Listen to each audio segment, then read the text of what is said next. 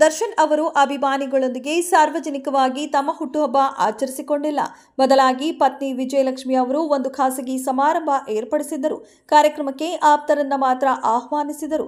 ರಕ್ಷಿತಾ ಪ್ರೇಮ್, ಸಂಗೀತ ನಿರ್ದೇಶಕ ಹರಿಕೃಷ್ಣ ಸೇರಿ ಕೇವಲ ಕೆಲವರು ಮಾತ್ರ ಸೇರಿ ದರ್ಶನ್ ಬರ್ತ್ಡೇ ಸೆಲೆಬ್ರೇಷನ್ ಮಾಡಿದ್ದಾರೆ ಅಂತ ಸದ್ಯ ಮಾಹಿತಿ ಬಂದಿದೆ.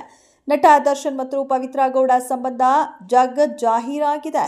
ತಾವಿಬ್ಬರು ರಿಲೇಶನ್ಶಿಪ್ನಲ್ಲಿ ಇರೋದಾಗಿ ವರ್ಷಗಳ ಹಿಂದೆ ಪವಿತ್ರ ಗೌಡ ಇನ್ಸ್ಟಾದಲ್ಲಿ ಪೋಸ್ಟ್ ಹಾಕಿದ್ರು.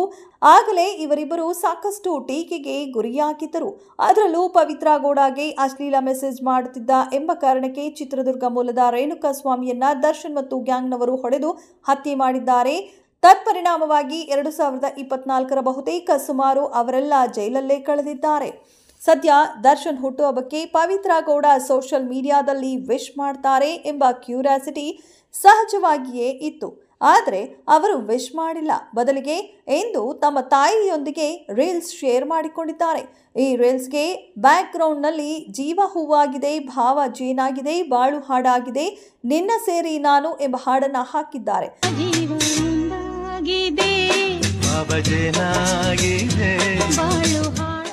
ಸದ್ಯ ರೀಲ್ಸ್ಗೆ ಕ್ಯಾಪ್ಷನ್ ಬರೆದಿರುವ ಅವರು, ಅಮ್ಮ ನನ್ನ ಬಹುದೊಡ್ಡ ಬಲ, ಅವರೇ ನನಗೆ ಶಕ್ತಿ ತುಂಬುತ್ತಾರೆ.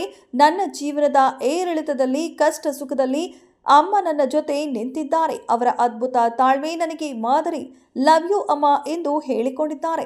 ಇನ್ನು ದರ್ಶನ್ ಲೈಫ್ನಲ್ಲಿ ಪವಿತ್ರ ಗೌಡ ಎಂಟ್ರಿ ಆಗಿದ್ದೇ ದರ್ಶನ್ಗೆ ಈ ಸ್ಥಿತಿ ಬರಲು ಕಾರಣ ಅಂತ ಹೇಳಲಾಗುತ್ತಿದೆ. ಇನ್ನು ರೇಣುಕಾಸ್ವಾಮಿ ಹತ್ಯೆ ಬಳಿಕ ಪವಿತ್ರ ಗೌಡಗೆ ಬಾಯಿಗೆ ಬಂದಂತೆ ಬೈಯುತ್ತಿದ್ದಾರೆ. ಇನ್ನು ಜಾಮೀನು ಪಡೆದು ದರ್ಶನ್ ಹೊರಬಂದಾಗ ಅನೇಕರು ತಮ್ಮ ಸೋಷಿಯಲ್ ಮೀಡಿಯಾ ಮೂಲಕವೇ ದರ್ಶನ್ಗೆ ಬುದ್ಧಿವಾದ ಹೇಳಿದ್ದಾರೆ. ನೀವು ಜೈಲಿನಲ್ಲಿ ಇದ್ದಾಗ ನಿಮ್ಮನ್ನ ಬಿಡಿಸಿಕೊಂಡು ಬಂದಿದ್ದು ಪತ್ನಿ ವಿಜಯಲಕ್ಷ್ಮಿ. ಇನ್ನಾದರೂ ನೀವು ನಿಮ್ಮ ಹೆಂಡತಿ ಮಗನ ಜೊತೆ ಚೆನ್ನಾಗಿರಿ, ಪವಿತ್ರ ಗೌಡ ಸಹವಾಸ ಬಿಡಿ ಎಂದು ಹೇಳುತ್ತಿದ್ದಾರೆ. ಇದೆಷ್ಟು ಈ ಹೊತ್ತಿನ ಸುದ್ದಿ. ಮತ್ತಷ್ಟು ಸುದ್ದಿಗಳಿಗಾಗಿ ನೋಡ್ತಾ ಇರಿ ಸಿರಿ ಟಿವಿ.